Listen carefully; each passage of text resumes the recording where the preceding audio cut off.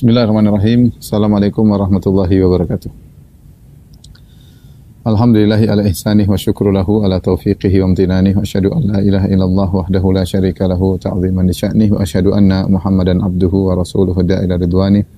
Allahumma salli alaihi wa ala alihi wa ashabihi wa ikhwanih. Ikhwan dan akhwat Majelis Ta'lim Al-Khansah yang dirahmati oleh Allah Subhanahu wa taala. Tentu malam Lailatul Qadar adalah malam yang dinantikan oleh setiap muslim yang beriman kepada Allah dan hari akhirat. Dan malam yang diburu oleh manusia terbaik di alam semesta, itu Nabi Muhammad sallallahu alaihi wasallam. Oleh karenanya Nabi sallallahu alaihi wasallam bahkan pernah i'tikaf sampai sebulan penuh gara-gara ingin mencari Lailatul Qadar, ya. Sebagaimana dalam hadis Abi Sa'id Al-Khudri radhiyallahu ta'ala anhu, Rasulullah SAW i'tikaf di 10 malam pertama, kemudian Jibril mengatakan, yang kau cari di depanmu, innalladzi tatlubuhu amamak, yang kau cari di depanmu. Maka akhirnya Rasulullah SAW melanjutkan i'tikafnya sampai 10 hari kedua. Ternyata Jibril datang lagi menyampaikan, yang kau cari di depan, kau belum mendapatkannya. Sehingga akhirnya Rasulullah SAW i'tikaf 10 malam yang ketiga. Pernah 1 tahun seperti itu, sampai Rasulullah SAW i'tikaf sebulan penuh dalam rangka mencari Lailatul Qadar. Dan akhirnya menetap bahwasanya Lailatul Qadar berada di 10 malam yang terakhir. Maka para sahabat ikut i'tikaf bersama Nabi sallallahu alaihi wasallam untuk mencari Lailatul Qadar. Demikian juga sebagian istri-istri Nabi ikut i'tikaf bersama Nabi sallallahu alaihi wasallam. Dan jadilah mencari Lailatul Qadar merupakan kegiatan kaum muslimin tahunan. Dan jadilah i'tikaf merupakan sunnah yang dilakukan oleh kaum muslimin setiap tahun, ritual tahunan dalam rangka untuk mencari Lailatul Qadar. Hal ini wajar karena Lailatul Qadar memiliki keutamaan yang sangat banyak, ya. Sampai-sampai Allah Subhanahu wa taala menurunkan surat khusus, ya, dalam Al-Qur'an yang disebut dengan surat Al-Qadar, yang khusus menjelaskan tentang keutamaan Lailatul Qadar, khusus menjelaskan tentang keutamaan Lailatul Qadar. Dan ini cukup bagi kita untuk meyakini bahwa Lailatul Qadar adalah malam yang sangat mulia, ya. Oleh karenanya setiap muslim harus memiliki persiapan untuk menuju malam tersebut. Barang siapa yang cuek, yang tidak peduli, ya, yang menganggap hal sepele sehingga dia terhalang dari keutamaan malam Lailatul Qadar, maka dia adalah orang yang sangat merugi. Sebagaimana dalam hadis kata Rasulullah sallallahu alaihi wasallam, "Inna hadzal syahra qad hadarakum." Sungguhnya bulan Ramadan telah hadir kepada kalian, yaitu siap-siaplah. Fihi lailatun khairun min alfi syahr. Di dalam bulan tersebut ada suatu malam yang lebih baik daripada 1000 bulan. Ya. Kemudian kata Nabi sallallahu alaihi wasallam, "Man hurimaha faqad hurima al-khaira kullahu." Siapa yang terhalangi dari keutamaan Lailatul Qadar, maka sungguh dia telah terhalangi dari seluruh kebaikan. Wala yuhramaha illa mahrum. Dan tidaklah terhalangi dari keutamaan Lailatul Qadar kecuali orang yang benar-benar sejatinya benar-benar terhalangi. Itu benar-benar orang yang merugi. Baik, ikhwan dan akhwat yang dirahmati Allah Subhanahu wa taala. Maka pada kesempatan kali ini kita akan membahas tentang keutamaan Lailatul Qadar. Kemudian kita akan bahas juga tentang kiat-kiat bagaimana kita menggapai Lailatul Qadar. Maka izinkanlah saya untuk menyampaikan tentang tafsir surat Al-Qadar, karena ini adalah surat yang paling tegas dan jelas menjelaskan tentang keutamaan malam Lailatul Qadar. Allah turunkan surat khusus tentang Lailatul Qadar. Tolong diperhatikan. Ya. Allah Subhanahu wa taala berfirman, ya, "Inna anzalnahu fi lailatul qadar wa ma adraka ma lailatul qadar. Lailatul qadri khairun min alfi syahr." Kemudian tanazzalul malaikatu warruhu fiha bi'izni rabbihim min kulli amr. Salamun hiya hatta matla'il fajar. Salamun hiya hatta matla'il fajar. Taib, kita akan bahas. Pertama, Allah Subhanahu wa taala mengatakan, sungguhnya kami telah menurunkannya. Kata Allah, sesungguhnya kami telah menurunkannya.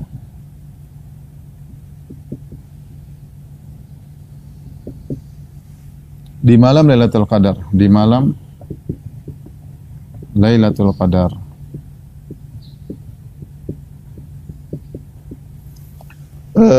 Allah Subhanahu wa taala dalam Al-Qur'an, ini adalah surat Al-Qadar. Surat Al-Qadar. Sebelumnya adalah surat Al-Alaq. Surat Al-Alaq. Dan setelahnya surat Al-Bayyinah.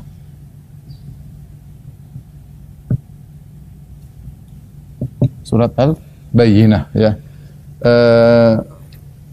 Surat Al-Alaq maksudnya surat Iqra bismi rabbikal ladzi khalaq.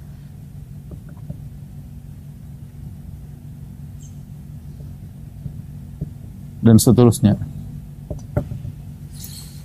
Perhatikan di sini Allah Subhanahu wa taala berfirman, "Inna anzalnahu," kami telah menurunkannya. Di sini nya seharusnya biasanya kata ganti kembali kepada kata yang zahir sebelumnya, ya. Ya, misalnya datang Muhammad, lalu dia misalnya, lalu dia, ya. Dia ini kembali kepada Muhammad, tapi Muhammad disebutkan terlebih dahulu. Ini seperti bahasa Indonesia. Kalau tiba-tiba kita bilang datang dia, dia siapa? Orang bertanya, siapa dia tersebut? Tidak jelas. Tapi kalau ada kata sebelumnya, datang Muhammad, lalu dia masuk masjid, ya. Kita tahu dia itu kembali kepada Muhammad. Ya, dia itu namanya kata ganti, dhamir dalam bahasa Arab. Muhammad namanya kata zahir, yang jelas, ya. Nah, di sini Allah langsung menjadikan kata ganti. Sungguhnya kami telah menurunkannya. Nya di sini siapa? Ya. Maksudnya jelas Al-Qur'an. Ini maksudnya Al-Qur'an. Ini maksudnya adalah Al-Qur'an. Meskipun tidak pernah disebut sebelumnya, namun kaum muslimin tahu yang dimaksud adalah Al-Qur'an karena Al-Qur'an selalu dalam hati mereka. Artinya mereka mengagungkan Al-Qur'an sehingga tidak perlu disebutkan sebelumnya kata zahirnya, sudah diketahui maksudnya adalah Al-Qur'an. Apalagi diisyaratkan sebelumnya, hu ini sebenarnya mengatakan kembali kepada atau nya ini kembali kepada surat Al-Alaq, ya. Karena surat Al-Alaq adalah bercerita tentang ayat-ayat yang pertama kali turun kepada Nabi sallallahu alaihi wasallam di malam Lailatul Qadar, yaitu Iqra bismi rabbikal ladzi khalaq, khalaqal insana min 'alaq, Iqra wa rabbukal akram alladzi 'allama bil qalam, 'allama al insana ma lam ya'lam. 5 ayat pertama turun kepada Nabi ketika Nabi di Gua Hira, ya. Maka seakan-akan ini adalah mengisyaratkan kepada surat sebelumnya. Padahal kalau kita lihat secara urutan, ya, surat Al-Bayyinah lebih panjang daripada surat Al-Qadar. Seharusnya surat Al-Alaq, surat Al-Bayyinah baru surat Al-Qadar, karena semakin ke bawah Al-Qur'an semakin sedikit ayat-ayatnya. Surat Al-Qadar ayat-ayatnya lebih sedikit, ya, tetapi dia langsung diletakkan di bawah surat Al-Alaq untuk mengisyaratkan bahwasanya inna anzalnahu, sungguhnya kami telah menurunkannya itu kepada surat Al-Alaq. Itu ayat-ayat yang kami turunkan ketika Nabi di Gua Hira, itu terjadinya di malam Lailatul Qadar. Sungguhnya kami telah menurunkannya, yaitu Al-Qur'an fi Lailatul Qadar, di malam Lailatul Qadar, ya. Al-Qadar kenapa disebut dengan Lailatul Qadar? Apa sebab penamaan Lailatul Qadar? Maka ada 3 makna yang disebut oleh para ulama tentang makna Lailatul Qadar, ya. Yang pertama,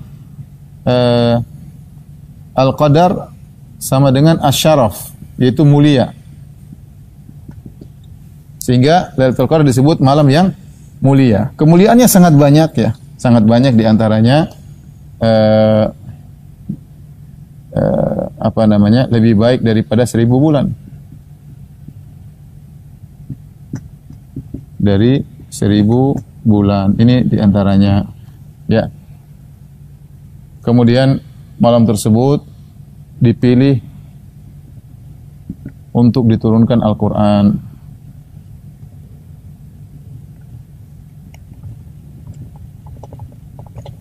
Ya. Dan banyak keutamaan Lailatul Qadar. Maka disebut dengan malam yang mulia. Siapa yang beribadah di malam itu menjadi mulia. Beribadah di malam itu, di malam tersebut menjadi mulia.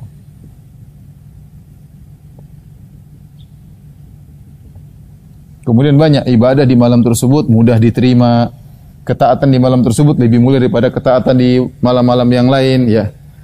Maka disebut dengan Lailatul Qadar, ay lailatun dzatus syaraf, yaitu malam yang memiliki kemuliaan. Karena Al-Qadar secara bahasa Arab artinya mulia. Ini diantara salah satu makna Lailatul Qadar. Makna yang kedua, Al-Qadar, ya ini dengan sukun Al-Qadru, ya, sama dengan fathah Al-Qadar. Ya, sama dengan takdir, maknanya adalah takdir. Karena di malam Lailatul Qadar, setiap malam Lailatul Qadar Allah turunkan takdir sanawi, disebut dengan takdir sanawi. Itu takdir tahunan. Sebagaimana isyaratkan dalam surat Ad-Dukhan, kata Allah Subhanahu wa taala, "Inna anzalnahu fi lailatin mubarakatin inna kunna mundzirin fiha yufraqu kullu amrin hakim." Kata Allah, kami turunkan Al-Quran di malam yang penuh berkah, itu malam Lailatul Qadar. Inna kunna mundzirin. Kemudian kata Allah, fiha yufraqu kullu amrin hakim, di malam tersebut diputuskan perkara yang bijak, maksudnya takdir tahunan. Apa maksudnya takdir tahunan? Takdir tahunan maksudnya yaitu Allah mengambil data dari Lauhil Mahfuz, karena Lauhil Mahfuz adalah mencatat takdir seluruh sampai hari kiamat. Ketika pertama kali Allah ciptakan pena, awwalu ma khalaqallahul qalam, ketika Allah menciptakan pena, Allah berkata, "Uktub, wahai pena, tulislah." Pena berkata, "Madza aktub?" Apa yang aku tulis? Kata Allah, "Uktub ma huwa kainun ila yaumil qiyamah." Tulislah apa yang terjadi sampai hari kiamat. Ini takdir menyeluruh tertulis dalam Lauhil Mahfuz. Sebelum Allah menciptakan manusia dan alam semesta, ya, Allah catat dulu takdir tersebut di Lauhil Mahfuz. Nah, isi Lauhil Mahfuz enggak ada yang tahu kecuali Allah Subhanahu wa taala. Para nabi tidak tahu, para malaikat tidak tahu. Terkadang Allah memberitahu kepada sebagian malaikatnya, terkadang Allah memberitahu kepada sebagian nabinya, sebagian saja, tidak seluruhnya. Nah, di antara pemberitahuan Allah adalah setiap tahun di malam Lailatul Qadar Allah memberi kabar kepada para malaikat dengan takdir tahunan.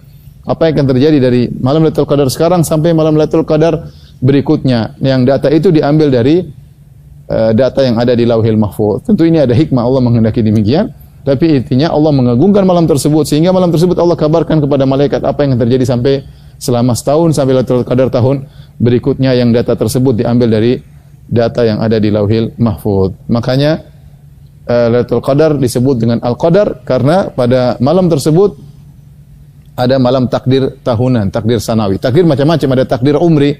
Takdir umri itu takdir umur seorang yang tatkala seorang dijanin, masih dalam janin, maka fayursalu ilaihi malak, Allah kirimkan malaikat kepadanya.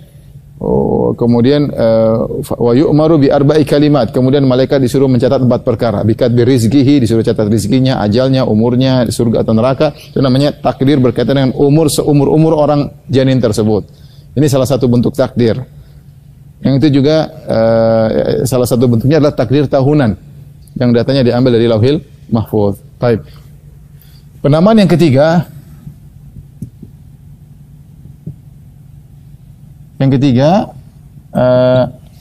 Al-Qadar artinya ad-dayyiq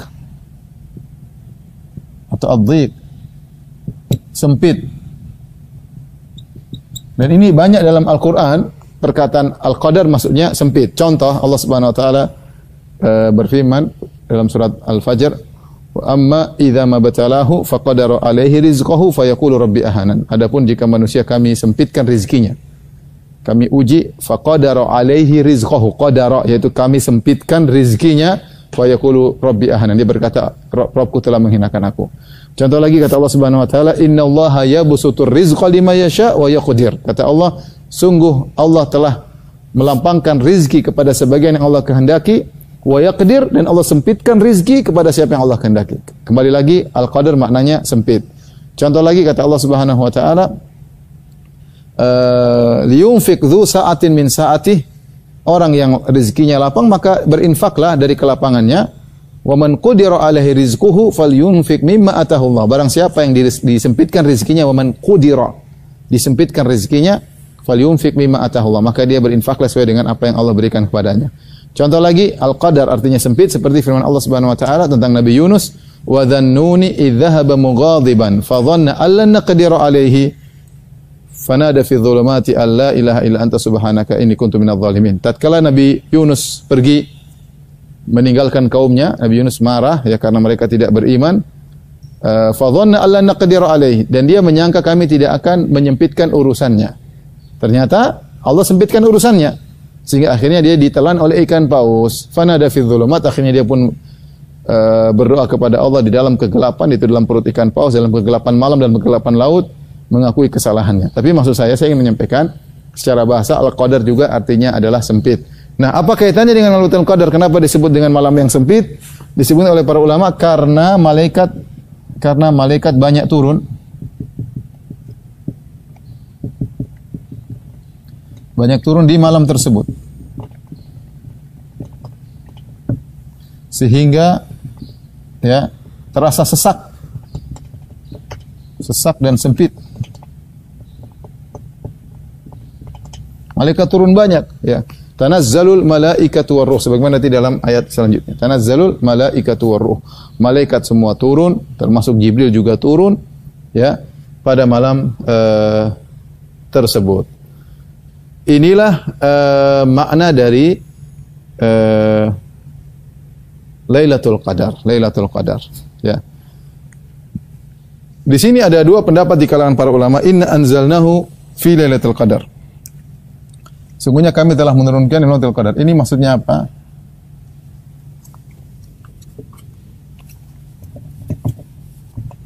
Kami telah menurunkannya di malam Lailatul Qadar. Ini ada khilaf di kalangan para ulama. Dua pendapat masyhur dari para kalangan salaf. Pertama dari pendapat Ibnu Abbas, maksudnya kami menurunkan Al-Quran yang sudah tertulis di Lauhil Mahfuz, kami turunkan ke Baitul Izzah di langit dunia seluruhnya di malam Lailatul Qadar. Ini pendapat Ibnu Abbas. Pertama Ibnu Abbas mengatakan yaitu Al-Quran yang tercatat di Lauhil Mahfuz diturunkan oleh Allah ke langit dunia. Ini pendapat Ibnu Abbas. Pendapat yang kedua, maksudnya adalah awal turun Al-Quran di Lailatul Qadar. Dan ini pendapat dari Asy-Sya'bi, seorang tabi'in rahimahullah taala. Yang benar, dua pendapat ini tidak bertentangan, dua-duanya benar. Al-Quran yang sudah tertulis di Lauhil Mahfuz, ya semuanya tertulis di Lauhil Mahfuz, semuanya. Ya. Taurat, Zabur, Injil, semua tertulis di Lauhil Mahfuz, ya. Dan Allah berbicara dengan itu sesuai dengan Allah kehendaki. Tapi sebelum Allah berbicara dengan Al-Quran, dengan Taurat, dengan Zabur, dengan Injil, Allah tulis semua di Lauhil Mahfuz, karena semua yang akan terjadi semua dicatat, apa yang Allah akan lakukan, apa yang Allah akan bicarakan, apa yang Allah tetapkan, semuanya tertulis di Lauhil Mahfuz. Nah, di malam Lailatul Qadar Allah turunkan Al-Quran dari Lauhil Mahfuz ke langit dunia, ya, langit dunia. Ini pendapat Ibnu Abbas radhiyallahu ta'ala anhuma. Adapun Asy-Sya'bi dia mengatakan maksudnya adalah awal turun Al-Quran Lailatul Qadar, maksudnya Iqra' bismi rabbikal ladzi khalaq, khalaqal insana min 'alaq, itu terjadi di Gua Hira di malam Lailatul Qadar. Di malam Lailatul Qadar. Ini dua pendapat tidak bertentangan, dua-duanya di malam Lailatul Qadar, ya. Baik. Kemudian kata Allah Subhanahu wa taala, "Wa ma adraka ma Lailatul Qadar?" Tahukah engkau apa itu Lailatul Qadar? Tahukah engkau apa itu Lailatul Qadar?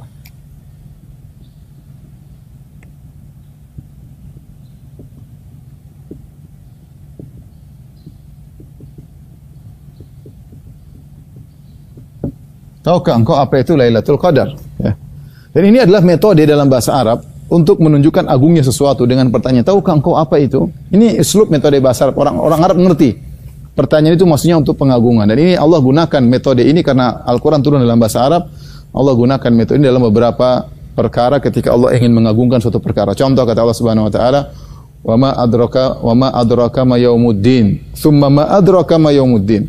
Tahukah engkau apa itu hari pembalasan? Kemudian tahukah engkau apa itu hari pembalasan? Ketika Allah ingin menggambarkan tentang dahsyatnya hari kiamat, itu hari pembalasan, bukan hari yang ringan, hari yang besar, hari yang mengerikan. Makanya Allah mengatakan, "Wa ma adraka ma yaumuddin." Tahukah engkau apa itu hari pembalasan? Contoh juga ketika Allah ingin menjelaskan tentang dahsyatnya hari kiamat, kata Allah, "Al-haqqatu mal-haqqah wa ma adraka mal-haqqah." Al-haqqah yaitu salah satu nama hari kiamat. Al-haqqah itu hari yang pasti terjadi. Al-haqqah yang hak pasti terjadi. Al-haqqah wa ma adraka mal-haqqah. Tahukah engkau hari yang pasti terjadi tersebut? Ya. Contoh juga Allah berfirman, Al-qari'ah mal-qari'ah wa ma adraka mal-qari'ah. Al-qari'ah itu salah satu nama hari kiamat, yaitu hari yang sangat dahsyat yang mengetuk hati manusia, membuat mereka ketakutan. Qara'al qulub yaitu mengetuk, menghantam hati manusia. Al-qari'ah mal-qari'ah. Tahukah engkau al-qari'ah? Wa ma adraka mal-qari'ah. Tahukah engkau apa itu al-qari'ah? Ini metode, uslub, metode dalam bahasa Arab untuk menjelaskan tentang dahsyatnya sesuatu. Dan ini Allah sampaikan juga dalam Lailatul Qadar. Kata Allah, "Wa ma adraka ma Lailatul Qadar." Tahukah engkau apa itu Lailatul Qadar? Yang menunjukkan malam tersebut malam yang sangat dahsyat. Ya. Allah jelaskan di antara keistimewaan malam tersebut. Dalam ayat ini seluruh menjelaskan tentang keistimewaan malam tersebut. Keistimewaan pertama tadi, "Inna anzalnahu fi Lailatul Qadar." Allah pilihkan malam tersebut sebagai malam untuk turunnya Al-Quran. Karena Al-Quran tidak turun di sembarang waktu. Dia berkaitan dengan semua yang spesial, yang terbaik.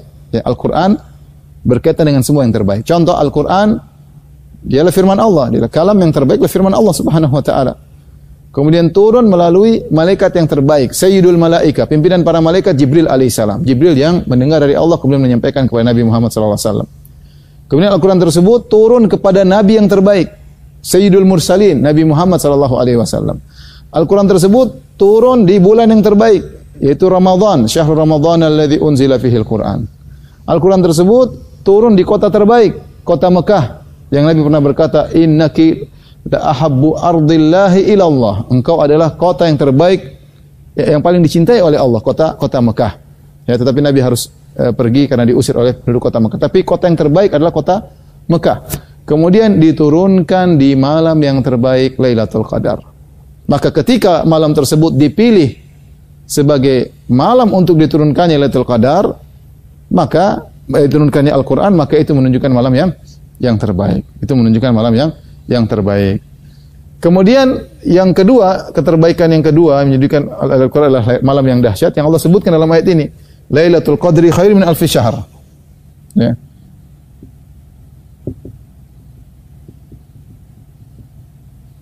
Lebih baik dari 1000 bulan. Perhatikan di sini Allah Subhanahu wa taala mengatakan lebih baik, ya. Allah tidak mengatakan Lailatul Qadri ka alfi syahr. Allah tidak mengatakan Lailatul Qadar seperti 1000 bulan. Tapi Allah menggunakan lafal khairun, lebih baik. Lebih baik yang seberapa? Wallahu alam bisawab.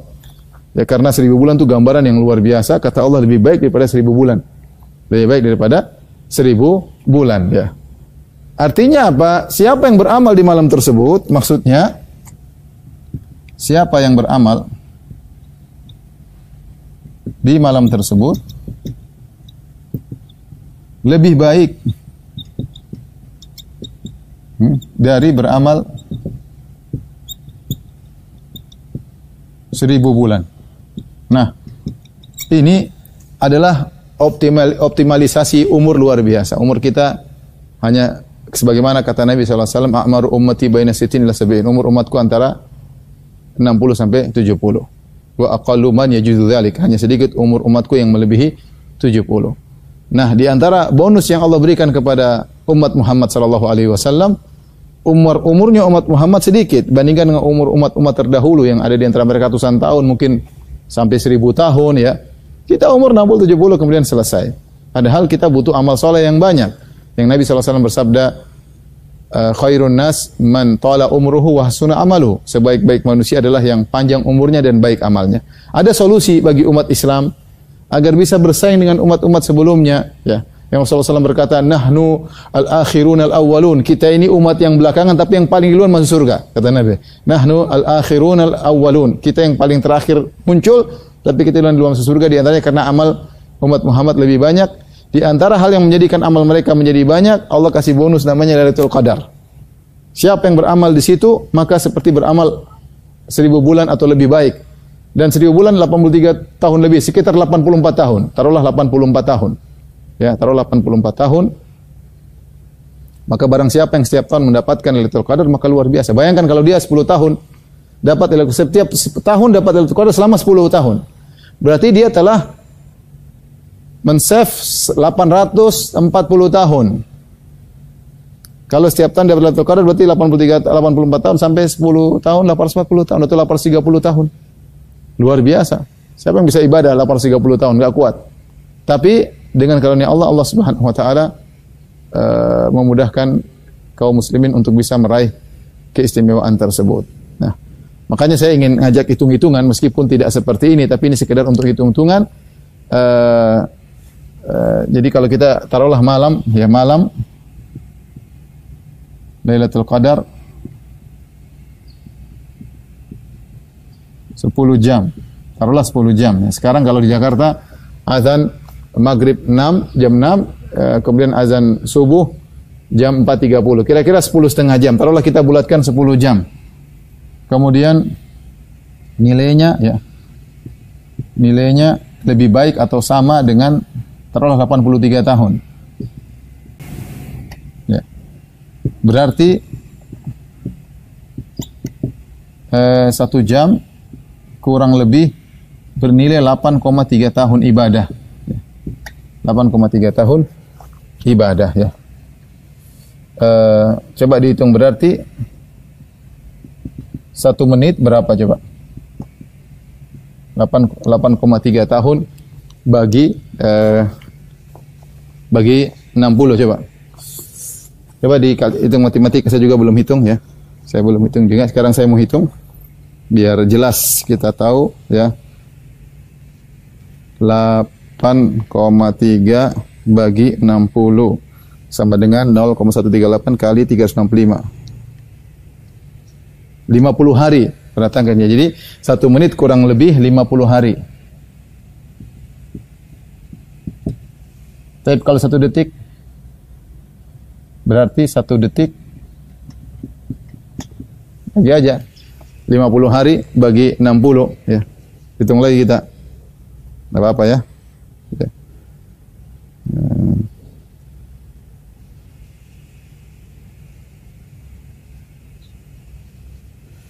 Bagi 60 sama dengan 0,841 hari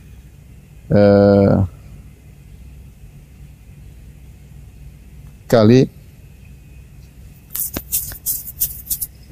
atau ya kurang, berarti hampir kurang, tidak sampai sehari ya. Coba kali 24 sama dengan 20 jam. 1 detik bernilai kurang lebih 20 jam. Ini matematika sederhana untuk kita semangat ya, maksud saya. Mungkin saya salah hitung, coba nanti dicek lagi. Tapi ini sederhana agar kita semangat bahwasanya 1 detik yang kita lewatkan itu kalau kita baca Al-Quran seperti kita baca 20 jam ya. Hemat, benar-benar hemat umur. Maka seorang biar semangat. Tentunya tidak seperti ini ya. Artinya bisa jadi orang beribadah kurang daripada itu tapi Allah ridhoi, maka Allah anggap sudah seperti lebih baik daripada 1000 bulan ya. Ini kalau, tapi ini sekedar menyederhanakan. Seandainya kita beribadah full ya, padahal tidak harus full. Tidak harus full, seorang boleh tidur ya, boleh tidur 2 jam, berapa yang penting Allah ridho dengan amal perbuatan amal soleh yang dia kerjakan ya. Tapi intinya ini sebagai gambaran agar seorang semangat Dia tahu bahwasanya setiap detik yang dia lewatkan itu sangat bermanfaat. Maka jangan dia buat ngobrol, jangan dia buat nonton macam-macam, nonton berita yang enggak, nonton film, nonton sinetron, ngobrol yang enggak ada manfaatnya. Semua hendaknya dihabiskan pada yang perkara yang bermanfaat karena nilainya sangat spesial. 1 detik kira-kira 20 jam. Mudah-mudahan saya enggak salah. Mudah-mudahan saya enggak salah hitung. Ini terus firman Allah Subhanahu wa taala, "Tanazzalul malaikatu war-ruh."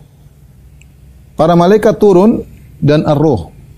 Tanazzalul yang menunjukkan tatanazzal, yaitu tanazzal itu dari tatanazzal, yaitu malaikat turun enggak berhenti-berhenti. Malaikat turun terus-menerus.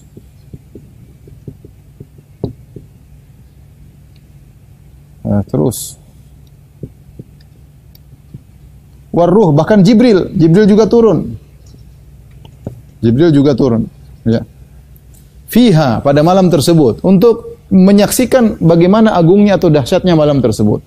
Malaikat juga turun, malaikat Jibril juga turun, ya. Malaikat Jibril juga turun. Mereka ingin menyaksikan dahsyatnya malam tersebut. Biizni rabbihim, mereka turun dengan izin Rabb mereka min kulli amr, dari segala urusan, ya. Min kulli amr, dengan izin mereka, dengan izin Rabb mereka. Dengan izin Allah tentunya maksudnya. Para malaikat turun dengan izin Allah Subhanahu wa taala. Min kulli amrin salamun hiya matla'il fajar. Di sini dari segala perkara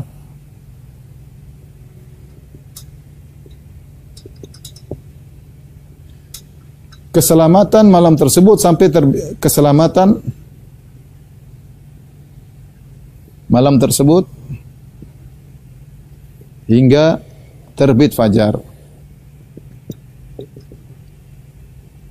Tapi saya ingin menyampaikan ada beberapa tafsiran berkaitan dengan ini. Yang pertama, ikhwan dan akhwat dirahmati Allah Subhanahu wa taala, malaikat turun dengan izin Allah Subhanahu wa taala. Min kulli amrin salamun, dari segala perkara keselamatan, dari segala perkara keselamatan. Ada sebagian ulama berpendapat maksudnya untuk menjelaskan turunnya malaikat di bumi ketika itu untuk membawa keselamatan. Kenapa? Karena sering malaikat turun bawa azab. Sering malaikat turun bawa azab. Seperti orang-orang musyrikin yang sering minta, mana malaikat? Ya. Laula unzila alaihi malak. Bagaimana kalau Muhammad turun bersamanya malaikat? Kata Allah, ma nunazzilul malaikata illa bil haqqi wa ma kanu idzan munzarin. Dalam surat Al-Hijr kata Allah, kami tidak turunkan malaikat kepada mereka. Seandainya kami turunkan malaikat kepada mereka, mereka tidak akan ditunda, akan diazab. Malaikat sering turun datang azab. Seperti malaikat yang mengadab kaum Lut. Allah kirimkan malaikat untuk mengadab kaum Lut. Ya, kemudian juga Allah juga berfirman dalam surat Al-Furqan, kata Allah Subhanahu wa taala, yauma yarawnal malaikata la busyra yauma idzil lil mujrimin. Hari di mana mereka akan melihat malaikat turun kepada mereka dan tidak ada kabar gembira bagi mereka, itu azab akan turun kepada mereka. Ya. Makanya di sini Allah jelaskan malaikat turun ketika itu bukan untuk menurunkan azab, tapi untuk keselamatan. Makanya min kulli amrin salam, malaikat turun untuk bawa keselamatan. Karena malaikat terkadang turun bawa azab. Membawa keselamatan disebutkan juga oleh sebagian ahli tafsir, maka malaikat akan berjalan-jalan mencari orang-orang yang beribadah dan mengucapkan salam kepada mereka meskipun mereka tidak dengar. Salamun alaikum, keselamatan bagi kalian, keselamatan bagi kalian. Malaikat memberi salam kepada orang-orang yang sedang beribadah di malam tersebut. Dan itu kebiasaan malaikat. Kebiasaan yang mereka lanjutkan sampai tatkala di surga. Di antara kebiasaan malaikat memberi salam kepada para penghuni surga. Seperti dalam surat Ar-Ra'd, kata Allah Subhanahu wa taala, wal malaikatu yadkhuluna alaihim min kulli bab salamun alaikum bima sabartum fa ni'ma uqbaddar. Ya. Dan malaikat memasuki mereka penghuni surga dari segala pintu dan malaikat berkata, salamun alaikum bima sabartum, keselamatan atas kalian karena kesabaran kalian masuk surga.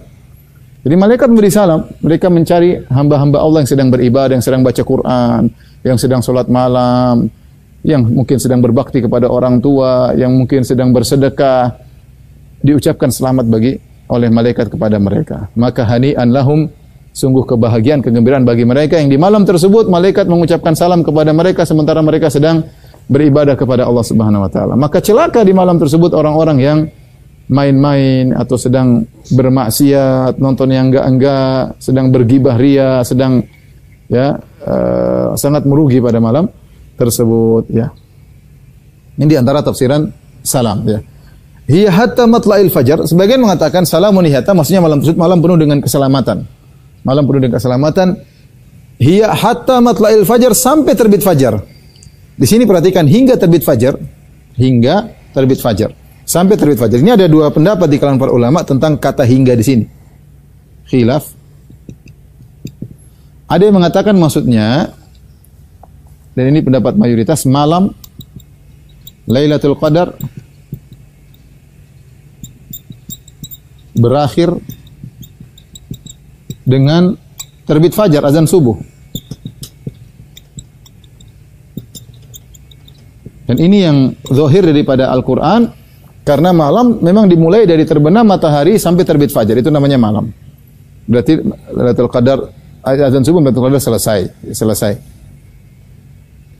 Sehingga subuh tidak termasuk dari Lailatul Qadar. Pendapat yang kedua, ini diisyaratkan oleh Tahir bin Asyur dalam tafsirnya, hingga di sini maksudnya hingga ujung ikut masuk ya. Misalnya saya pergi dari Jakarta sampai ke Bandung, maksudnya saya sampai bukan di perbatasan Bandung, saya masuk ke Bandung. Saya masuk ke Bandung, hingga di sini ujung ikut masuk. Ini pendapat kedua, secara bahasa mungkin. Kata hingga itu secara bahasa bisa jadi tidak masuk ujungnya, bisa jadi ikut masuk ujungnya. Seperti saya mengatakan, saya pergi dari Jakarta hingga ke Bandung. Apa maksudnya hingga ke Bandung? Apakah di perbatasan sebelum masuk ke Bandung, ataukah saya masuk ke dalam Bandung? Dua kemungkinan dalam bahasa Arab. Pendapat pertama mengambil kemungkinan bahwasanya ujung tidak ikut masuk, sehingga namanya malam berakhir dengan terbit fajar. Sehingga kalau sudah azan subuh Lailatul Qadar selesai. Azan subuh Lailatul Qadar selesai. Pendapat kedua, ujung ikut masuk, dan ini rahmat dari Allah Subhanahu wa taala. Pendapat Tahir bin Asyur bahwasanya subuh ikut masuk. Sehingga solat subuh ikut masuk dalam Lailatul Qadar. Maka seorang waspada agar dia jangan lalai solat subuh di malam Lailatul Qadar. Dan menurut pendapat kedua, matla'il fajar, terbit fajar, masih masuk dalam Lailatul Qadar. Masih masuk Lailatul Qadar. Sehingga solat subuh bagian dari Lailatul Qadar. Sehingga salat subuh bagian dari Lailatul Qadar.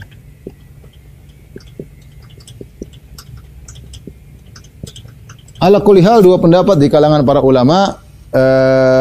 Intinya kita Lailatul Qadar jangan lupa salat subuh ya. Mudah-mudahan masuk juga di Lailatul Qadar. Ini secara sederhana tentang keutamaan malam Lailatul Qadar. Kita kembali kepada malaikat yang turun banyak di malam tersebut. Makanya dikatakan oleh sebagian ulama, itulah hikmahnya kenapa ketika keesokan harinya cahaya matahari tidak begitu kuat, ya, tidak seperti hari-hari biasanya, karena tertutupi dengan sayap-sayap malaikat yang mereka sedang balik ke langit, sedang balik ke langit. Sebagaimana mereka turun terus-menerus, mereka balik juga kayaknya ada tahapan, sehingga matahari tidak begitu kuat karena terhalangi oleh malaikat yang kita tidak bisa melihat malaikat tersebut. Wallahu a'lam bishawab. Inilah tafsir sederhana dari surat Al-Qadar yang menjelaskan tentang keutamaan Lailatul Qadar. Sekarang kita bahas bagaimana cara mencari Lailatul Qadar.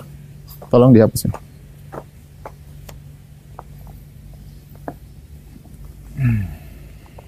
Baik, ikhwan dan akhwat yang rahmatillah subhanahu wa ta'ala. Kapan Lailatul Qadar? Ini poin yang penting untuk kita ketahui karena kita ingin mengejar Lailatul Qadar. Kita harus tahu Lailatul Qadar kapan ya. Secara umum ada dua pendapat di kalangan para ulama.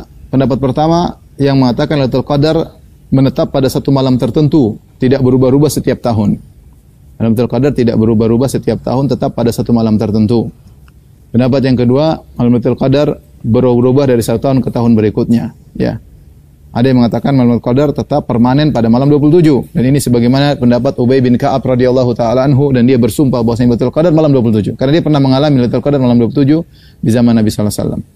Sebagian ulama mengatakan tidak, malam Qadar berpindah-pindah. Ini pendapat jumhur ulama.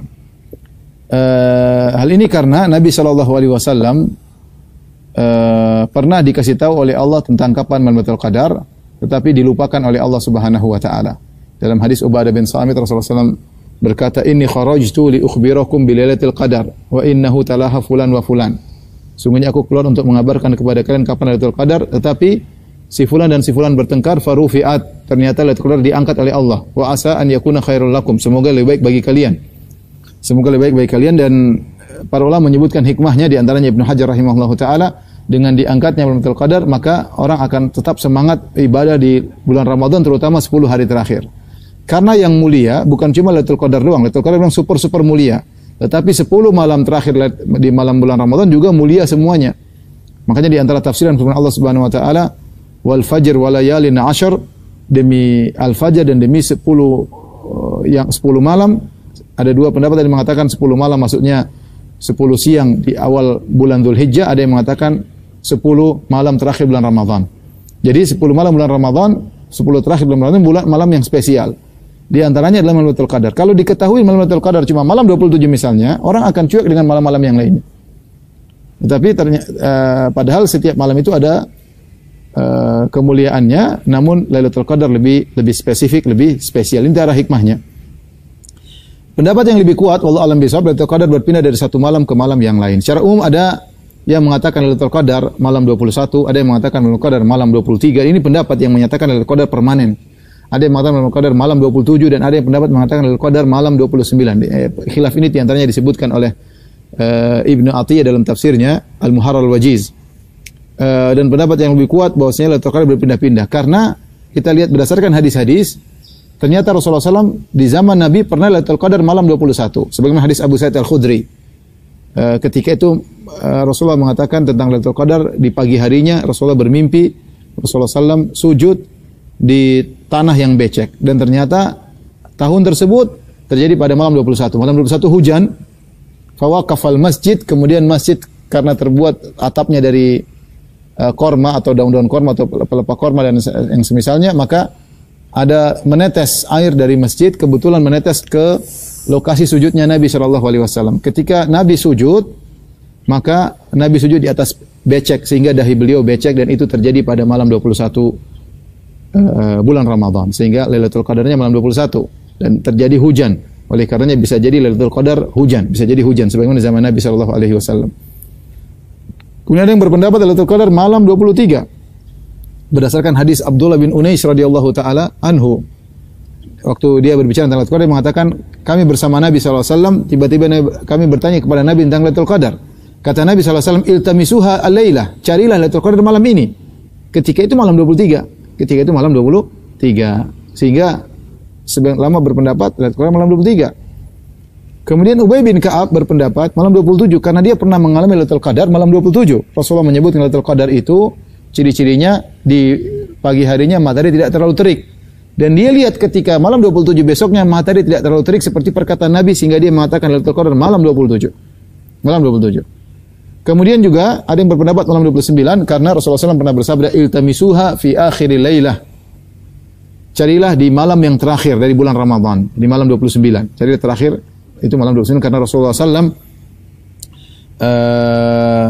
Ramadannya kebanyakan 29 hari. Rasulullah SAW kebanyakannya Ramadannya 29 hari. Dari sini pendapat yang lebih kuat bahwasanya Lailatul Qadar berpindah dari satu malam ke malam yang lain, namun semuanya di malam ganjil. Iltamisu taharraw Lailatul Qadar fil witr minal ashr al-awakhir atau kama qala Nabi sallallahu alaihi wasallam, kata Nabi, carilah Lailatul Qadar di malam-malam ganjil di 10 malam yang terakhir.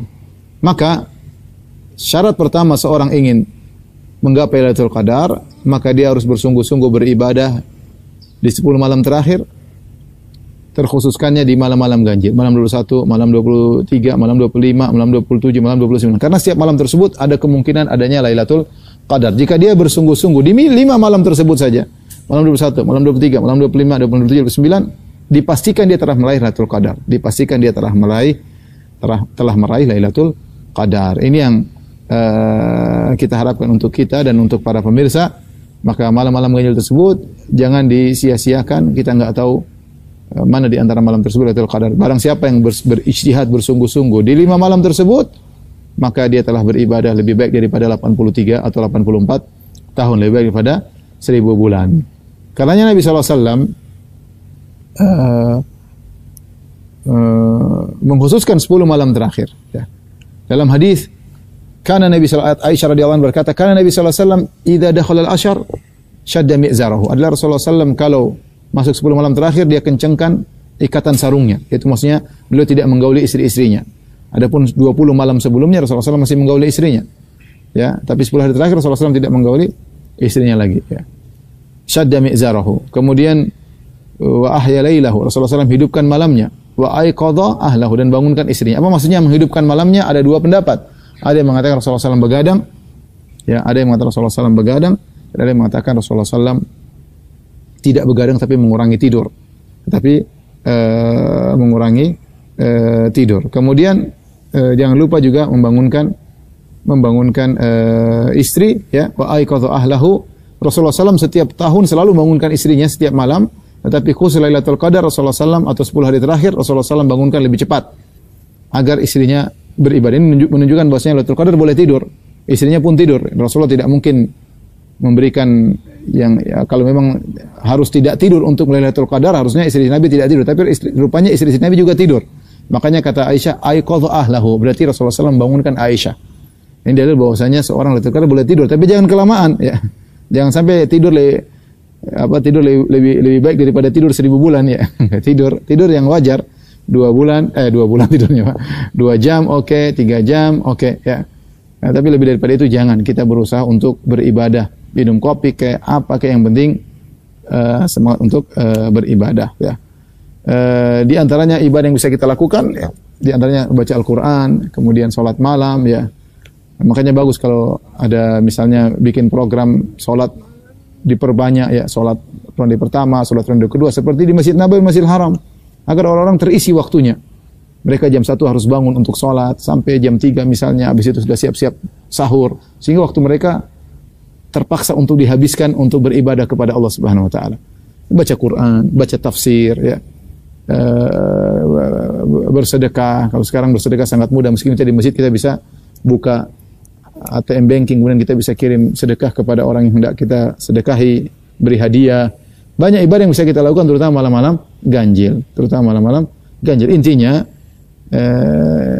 ikhwan dan akhwat yang rahmati Allah Subhanahu wa taala, kita tahu manusia disuruh baca Quran 5 jam enggak kuat, ya, kecuali orang-orang spesial. Tapi kita tahu bahwasanya manusia ini namanya jiwa, memiliki kebosanan. Maka Allah Subhanahu wa taala memberikan berbagai macam model ibadah. Lakukan ibadah apa saja, ya, yang bisa kita lakukan di malam-malam tersebut, baik yang iktikaf maupun yang tidak iktikaf, ya. Karena Lailatul Qadar tidak disyaratkan iktikaf. Tentu kondisi yang terbaik untuk meraih Lailatul Qadar adalah dengan iktikaf. Tapi jika tidak iktikaf tidak jadi masalah, ya. Karena tidak harus, ya.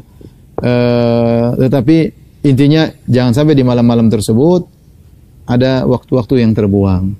Kita fokus beribadah sehingga diridhai oleh Allah Subhanahu wa taala di malam-malam tersebut. Wanita yang lagi ada halangan, ya, tetap juga beribadah, tidak terhalangi Lailatul Qadar, dia bisa baca Quran, dia bisa berzikir, ya, tapi jangan pegang Al-Quran.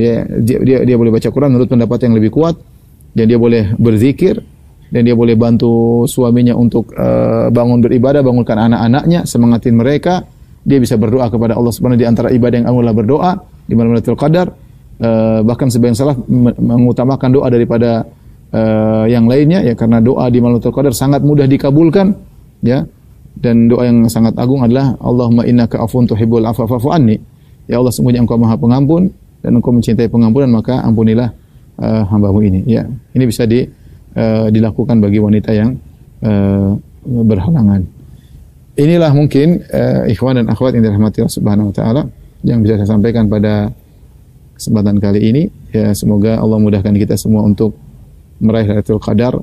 Siapa yang merugi pada malam tersebut, maka dia benar orang-orang yang merugi, ya. Man hurimaha faqad hurima al-khaira kullahu. Siapa yang terhalangi dari Lailatul Qadar, sungguh dia telah terhalangi dari segala kebaikan, ya. Wala yuhramaha illa mahrum, dan tidak terhalangi Lailatul Qadar kecuali orang yang benar-benar merugi.